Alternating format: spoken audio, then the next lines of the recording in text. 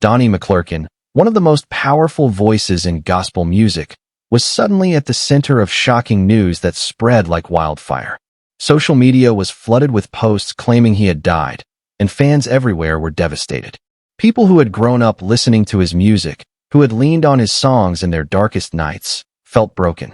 You won't believe how quickly those posts turned into full-blown tributes. People were writing messages of grief, sharing clips of his concerts, and even gospel radio stations began to talk about him as if he was gone. But here's the shocking part. None of it was true. The rumor began quietly, just a few vague posts online from unverified pages.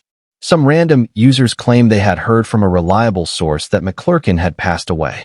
No evidence, no official confirmation, just words typed on a timeline. Yet this was how the wildfire started. This is how misinformation works in the digital age. One screenshot, one headline, and suddenly the world believes. What made this story different was that it wasn't only fans repeating what they saw. Even bigger websites and blogs picked it up, sharing clickbait headlines like "Gospel Legend Gone Too Soon." For many, seeing it on a news site felt like confirmation. After all, if it was on a website, it had to be true, right? Wrong. The craziest part was how quickly people let emotions take over logic. Donnie McClurkin had been very open about his health struggles in the past. He had survived car accidents, faced illnesses, and spoken about life-threatening experiences before. So when people saw the rumor, it sounded believable. Emotions drowned out reason. Tributes started appearing everywhere, from TikTok to Instagram to YouTube Shorts.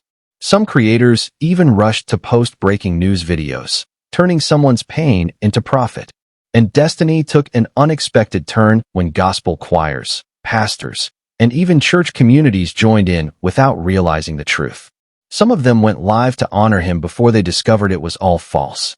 For fans, the roller coaster was unbearable. They thought they had lost not just a musician, but a pastor, a spiritual guide, and a friend who had carried them through their hardest days. Imagine crying, posting a heartfelt tribute, and then later finding out it was all a lie. What do you think about this? Was this just harmless gossip, or was it something much more cruel? The storm was only growing, and while Donnie McClurkin remained silent, the rumor continued to spread. People began to wonder, was he really gone? Was something being hidden? That silence made the rumor bigger and darker, and fans were desperate for answers. His silence only added more fuel to the fire. Fans started asking why he hadn't spoken, why his family or church hadn't released a statement. The longer the silence lasted, the more believable the rumors seemed. People wondered if this was a cover-up, if something tragic had happened behind the scenes. And let me tell you, when the internet starts filling in blanks with imagination, the results are explosive. Screenshots of fake news reports were shared again and again, each one designed to look official. Some even had fake logos from well-known outlets, making it harder for people to tell what was true. You won't believe how many people fell for those posts and spread them further without checking. The emotional weight grew heavier on Twitter. Hashtags like #RIP Donnie McClurkin and Gone Too Soon began trending. Thousands of fans poured out their grief in long messages. Some wrote about how his song, Stand, had carried them through depression. Others shared how his ministry gave them hope when life felt impossible. But here's the shocking part. Many of those people were crying over something that never happened. It wasn't just a rumor anymore. It was an emotional betrayal. Imagine believing you lost a man whose voice had been with you through weddings, funerals, and Sunday mornings, only to discover later it was all a hoax. This is where it gets interesting, because the rumor didn't only live online. Some pastors in different cities went live on Facebook to talk about his legacy. Some gospel radio hosts aired tributes, and choirs sang his songs in memory of him. They were all doing it in good faith, but they were unknowingly spreading the lie further.